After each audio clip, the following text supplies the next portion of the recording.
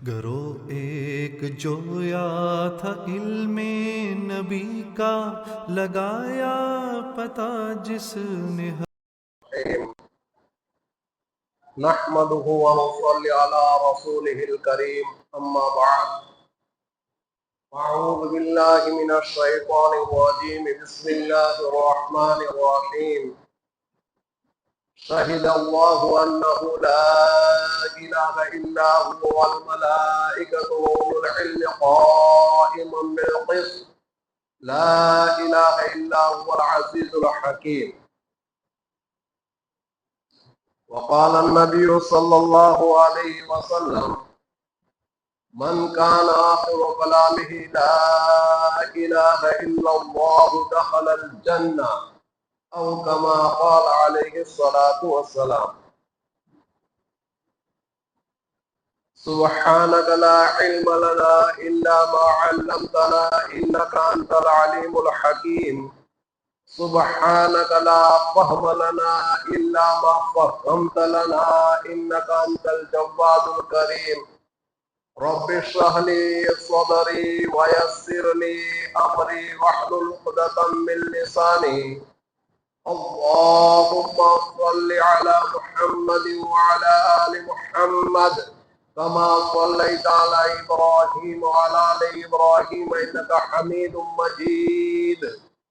اللهم بارك على محمد وعلى آل محمد كما باركت على إبراهيم وعلى آل إبراهيم إنك حميد مجيد.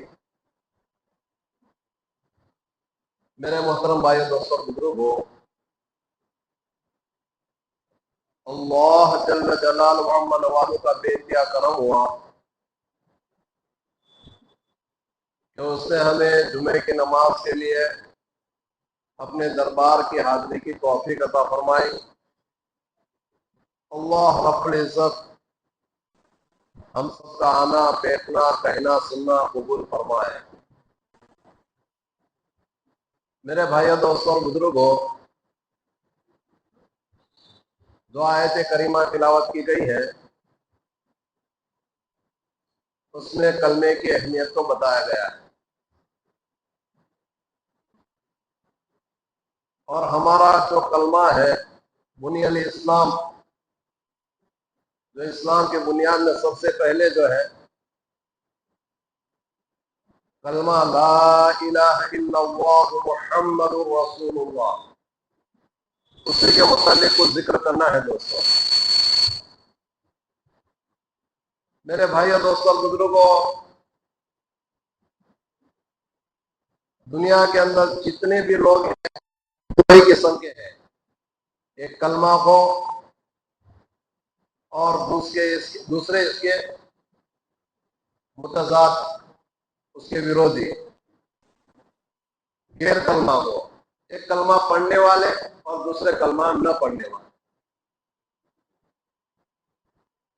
ہم سب اور ہم سے پہلے جتنی بھی امتیں گزری، انبیاء علیہ الصلوۃ والسلام کی جو ایمان والی تھی، نبیوں کی بات مانی، وہ سب کلمہ گو تھے.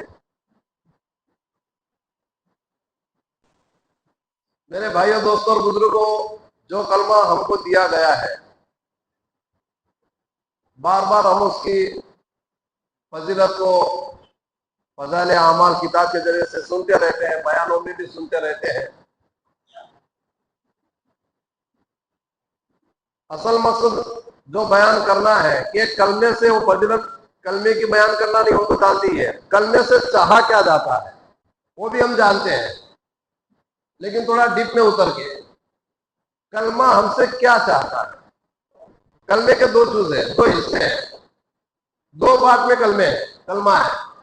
لا الہ الا اللہ ایک حصہ، محمد الرسول اللہ دوسرا حصہ. دو جز، دو حصے، دو بات، دونوں جز کے الگ الگ چاہت ہے. دونوں جز کی چاہت الگ الگ ہے. پہلا جز امپورٹنٹ، دوسرا جز وہ بھی امپورٹنٹ، وہ دونوں خاص ہیں. پہلا جز جو لا الہ الا اللہ، جس کا ترجمہ ہے اللہ کے سوا کوئی معبود نہیں. اس سے کیا چاہا جاتا ہے کہ ہمارے دلوں کا یقین صحیح ہو جائے. پوری محنت ہی اسی کی ہے. غیروں کی جو گندگی بھری ہوئی ہے وہ گندگی نکل جاوے اور یقین کی روشنی ہمارے دل میں آ جاوے. یقین کی روشنی ہمارے آ جائے. مطلب یہ کہ کرنے دھرنے والی ذات پوری دنیا کے اندر، پورے عالم کے اندر وہ صرف اور صرف خدا کی ہے. تصرف کرنے والی ذات صرف اور صرف خدا کی ہے. قطرہ بھی گرتا ہے، بارش کا ایک قطرہ بھی گرتا ہے اللہ کی مرضی سے گرتا ہے. ایک ہوا چلتی ہے اللہ کی مرضی سے چلتی ہے. درخت کا پتا ہل رہا ہے اللہ کی، جتنا بھی ہو رہا ہے، لوگ جو پیدا ہو رہے ہیں اللہ کی مرضی سے ہو رہے ہیں، لوگ جو مر رہے ہیں اللہ کی مرضی سے ہو رہا ہے. جتنا بھی تصرف ہو رہا ہے پورے عالم کے اندر، پورے عالم کے اندر، میرے تمہارے متعلق نہیں، پورے عالم کی ساری مخلوق کے متعلق جتنا تصرف ہو رہا ہے، تصرف کرنے والی ذات کون ہے؟ صرف اور صرف خدا کی. فرشتوں کی بھی طاقت نہیں ہے.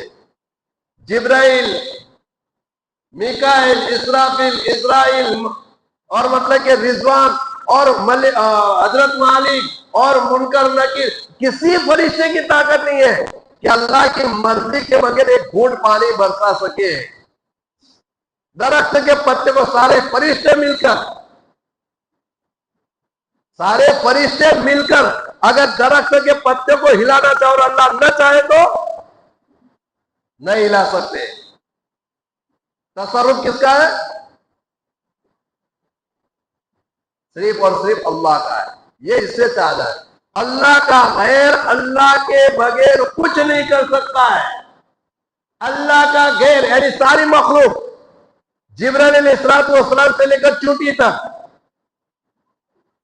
ریت کے ذرے سے لے کر پہاڑ تک، سمندر سے لے کر پانی کے قطرے تک، جتنی مخلوقات ہیں دنیا کے اندر بسنے والی ساری، اس میں ویل مچھی بھی آگے. جبرائیل تو بہت بڑے ہیں، آسمانوں کے اوپر ان کا سر جاتا ہے، اتنے بڑے، زمین سے لے کر آسمان تک کے بڑے، اتنے بڑے فرشتے سے لے کر چوٹی تک چھوٹی مخلوق، بیچ میں جتنی مخلوق آئی ساری مخلوق مل کر، سارے فرشتے بھی آ گئے، جنات بھی آ گئے، انسان آ گئے، سارے مطلب کہ چرند پرند درند اور مطلب کہ سمندری مخلوقات، جنگل کی مخلوقات، ہوا کی مخلوقات، ساری مخلوق مل کر اگر کوئی کام کرنا چاہے اور اللہ نہ چاہے تو کچھ نہیں کر سکتے. اللہ کا غیر، اللہ کو چھوڑ کر جتنی چیزیں ہیں سب مل کر اللہ کا غیر اللہ کے بغیر کچھ نہیں کر سکتا ہے. اور اللہ، دوسرا جملہ، اللہ سب کچھ کے بغیر سب کچھ کر سکتا ہے. اللہ ایسا نہیں ہے کہ فرشتے ہیں تو نظام چل رہا ہے، ایسا نہیں ہے.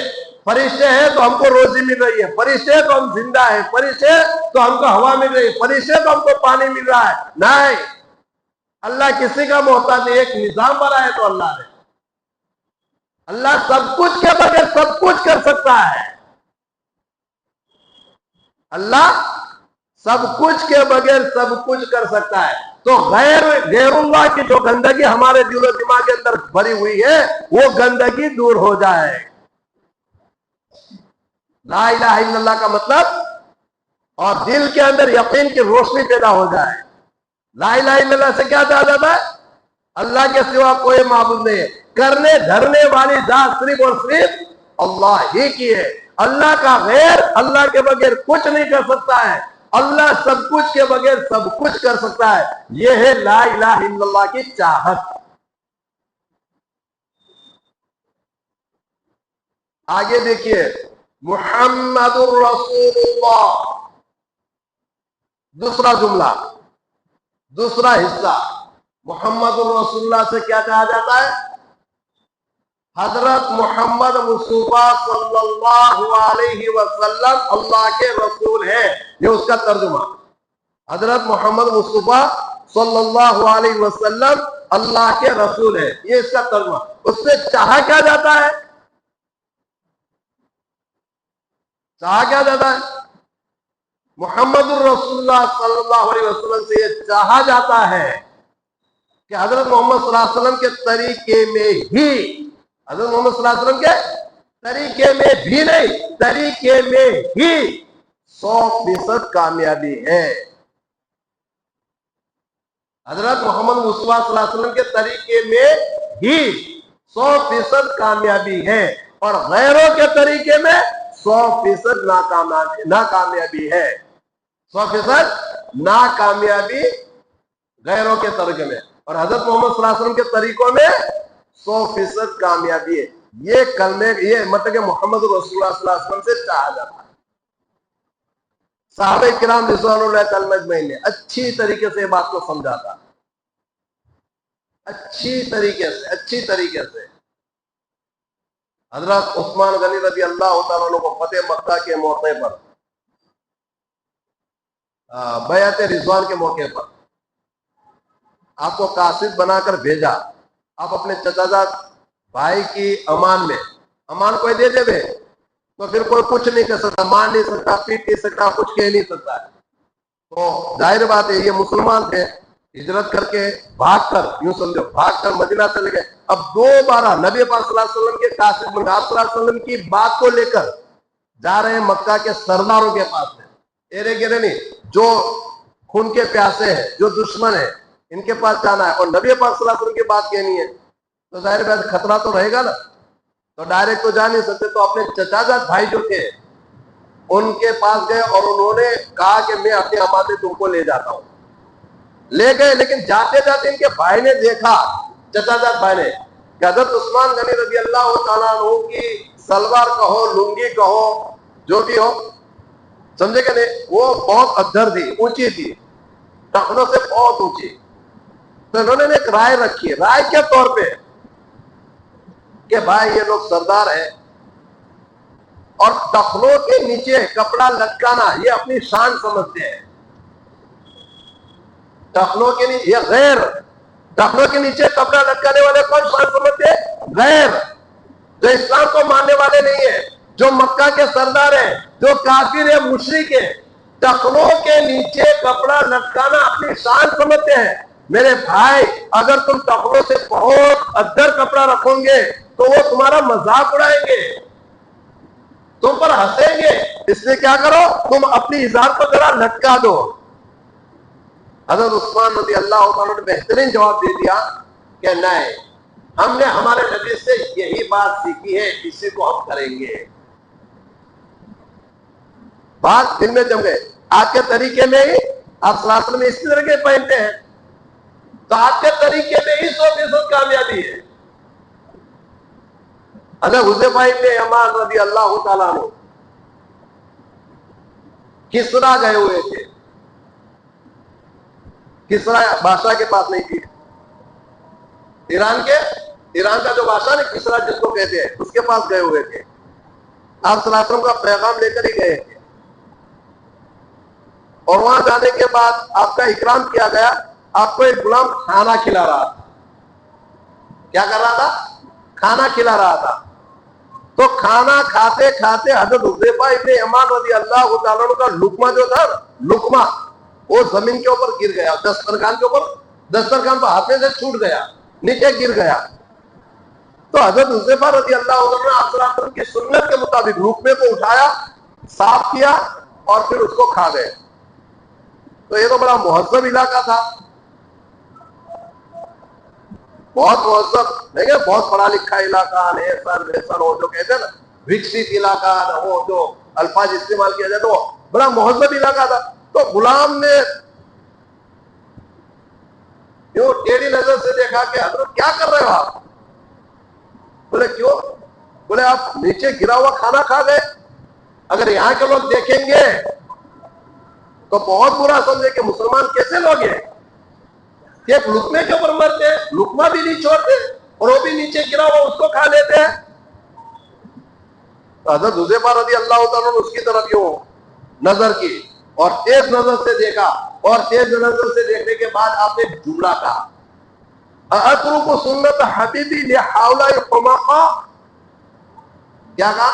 اترک سنت حبیبی لہؤلاء الحمقاء, میں ان بیوقوفوں کی وجہ سے میرے محبوب صلی اللہ علیہ وسلم کی سنت چھوڑ دوں. یہ کیسے ہو سکتا ہے؟ ارے سمجھ گئے تھے کہ آپ صلی اللہ علیہ وسلم کے طریقے میں ہی 100% کامیابی ہے. یہ حضرت حذیفہ ابن یمان اور ان کے ساتھ میں دوسرے صحابی دوسرے راؤنڈ میں, یہ تو پہلا راؤنڈ تھا, ربیع بن عامر رضی اللہ تعالیٰ عنہ, یہ دونوں صحابی پھر سے گئے تھے آپ صلی اللہ علیہ وسلم کا پیغام لے کر. ربیع بن عامر بہت بٹکے تھے, سمجھے کہ نہیں, اور حذیفہ رضی اللہ عنہ تو ماشاء اللہ تھے. اب وہ کسریٰ کے دربار میں گئے.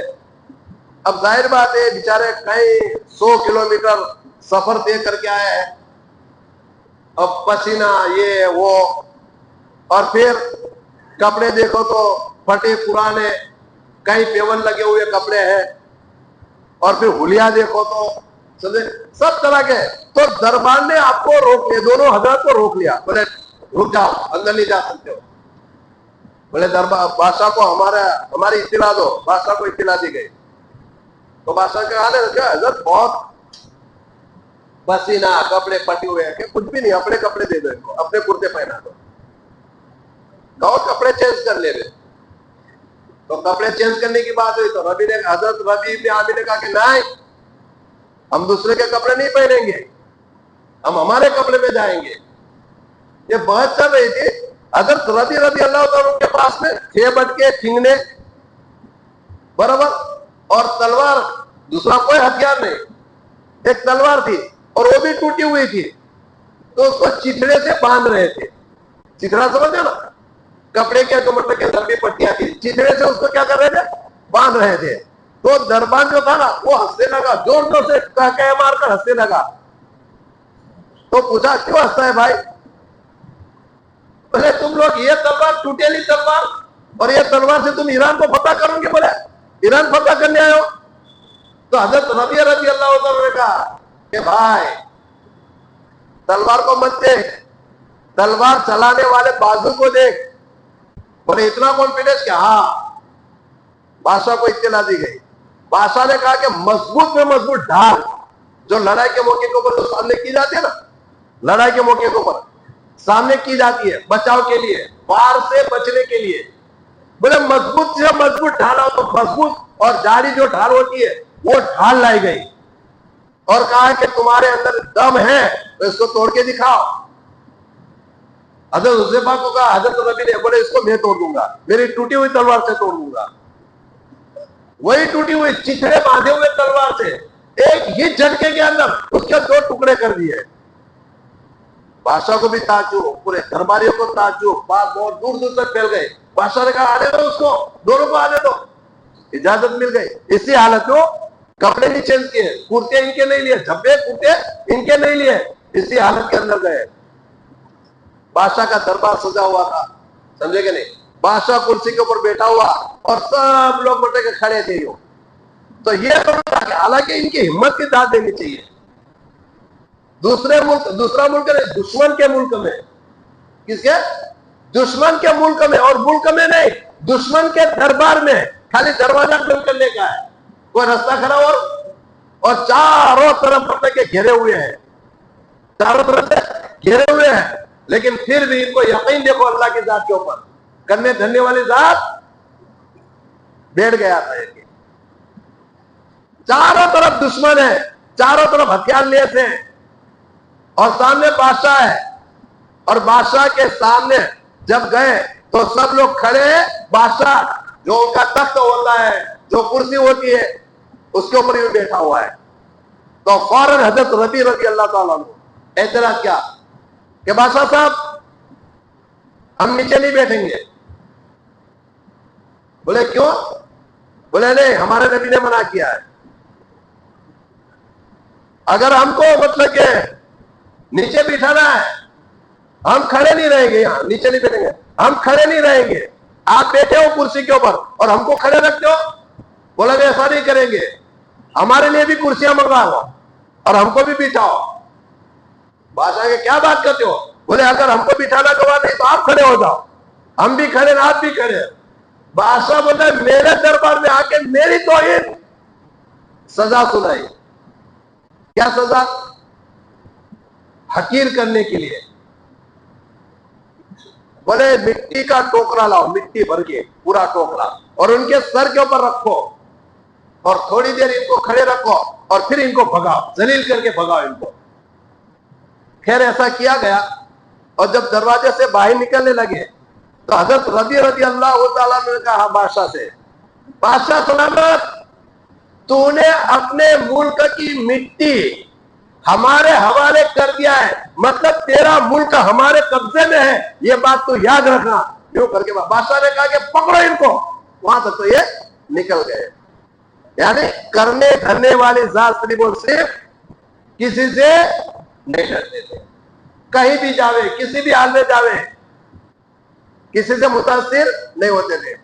تو لا الہ الا اللہ سے یہ کہا جاتا ہے کہ اللہ کا غیر اللہ کے بغیر کچھ نہیں کر سکتا ہے, اللہ سب کچھ کے بغیر سب کچھ کر سکتا ہے. اور محمد رسول اللہ سے یہ کہا جاتا ہے کہ نبی پاک صلی اللہ علیہ وسلم کے طریقے میں 100% کامیابی ہے, غیروں کے طریقے میں 100% ناکامی. دیکھ رہے آپ لوگ پریشان حال, پریشان حال, پریشان حال, پوری دنیا پریشان. کوئی آدمی سوچتا ہے کہ میں سکھائے, پوری دنیا پریشان. شادی شدہ اپنی بیویوں کو طلاق دینے کی فراق میں ہے, اور جو غیر شادی شدہ ہے وہ شادی کرنے کی فراق میں ہے. وہ شادی کو لے کر پریشان, وہ بیویوں کو لے کر پریشان. جو جاب والے ہیں وہ جاب کو لے کر پریشان ہیں, اور جو بغیر جاب ہے بیچارے ادھر ادھر پھاوے مارتے جاب حاصل کرنے کے لیے. جو چھوٹے لوگ ہیں وہ بڑا ہونا چاہتے ہیں, بڑے لوگ اپنی عمر چھپاتے ہیں. کیا کرتے ہیں؟ جو عام پبلک ہے وہ شہرت چاہتے ہیں, مشہور ہونا چاہتے ہیں, اور جو مشہور ہوتے ہیں وہ لوگ کیا چھپ کر بیٹھے ہوئے کوئی ہمارے پاس نہ آنا ہے. پوری دنیا پریشان ہے دوستوں. اصل بات یہ ہے کلمہ, کلمے کی دولت اور کلمے کی حقیقت ہمارے پاس نہیں ہے. اللہ رب العزت ہم سب کو کلمے کی حقیقت عطا فرمائے. میرے بھائیوں دوستوں اور بزرگوں, یہ تو کلمے کی چاہت ہے. اب یہ کلمے کو اپنی زندگی میں کس طریقے سے لائیں گے؟ زندگی میں نہ, اس کے بھی طریقے بتائے اللہ والوں نے. انشاءاللہ تعالیٰ پھر اس کو بیان